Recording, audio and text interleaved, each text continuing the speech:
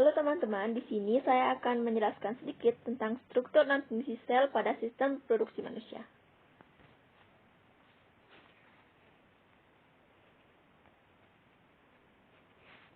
Sistem reproduksi manusia adalah suatu rangkaian interaksi organ dan zat dalam tubuh manusia yang dipergunakan untuk berkembang biak. Sistem reproduksi pada manusia berbeda antara pria dan wanita.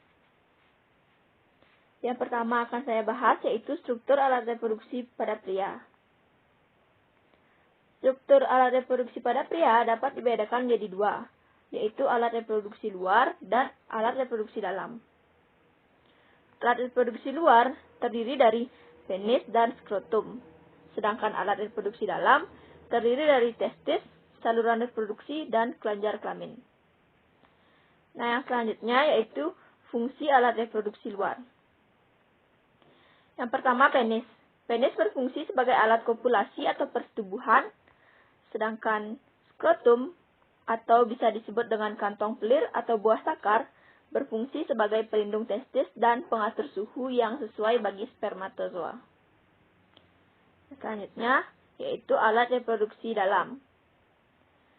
Testis berfungsi sebagai tempat pembentukan sel kelamin jantan atau spermatozoa dan hormon kelamin testosteron. Selanjutnya, yaitu saluran reproduksi. Saluran reproduksi ini dapat dibagi menjadi 4 bagian. Yang pertama, epididymis, yang berfungsi sebagai tempat penyimpanan dan pematangan sperma. Yang kedua, yaitu vas deferens, berfungsi mengangkut sperma dari epididymis ke vesicula seminalis atau kantong sperma. Yang selanjutnya, yaitu saluran ejakulasi atau ductus ejaculatorius, yang berfungsi menghubungkan vesicula seminalis dengan uretra. Dan yang terakhir yaitu uretra, berfungsi sebagai alat pengeluaran urin keluar tubuh dan sebagai saluran kelamin.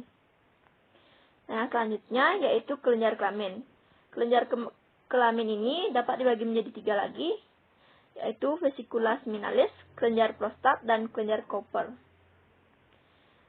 Vesicula seminalis berfungsi menghasilkan cairan kekuningan bersifat basah yang berfungsi memberi makan sperma. Selanjutnya, kelenjar prostat berfungsi menghasilkan getah bersifat encer, mengandung kolesterol, garam, dan fosfolipid yang berperan untuk kelangsungan hidup spermatozoa.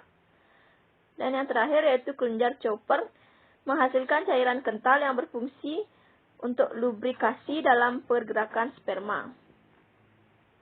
Yang selanjutnya yaitu alat reproduksi wanita.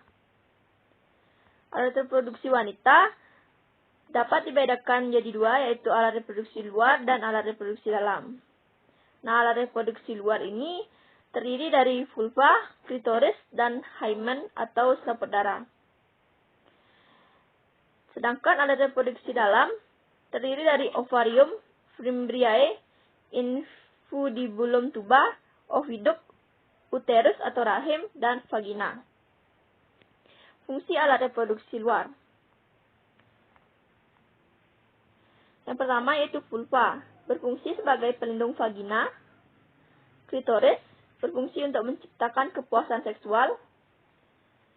Dan hymen atau selaput darah berfungsi untuk memungkinkan darah menstruasi dan cairan tubuh lainnya mengalir keluar melalui liang vagina. Nah, yang selanjutnya, fungsi alat reproduksi dalam. Yang pertama yaitu ovarium, berfungsi menghasilkan ovum serta hormon progesteron dan estrogen. Selanjutnya, fimbriae, berfungsi menangkap ovum dari ovarium.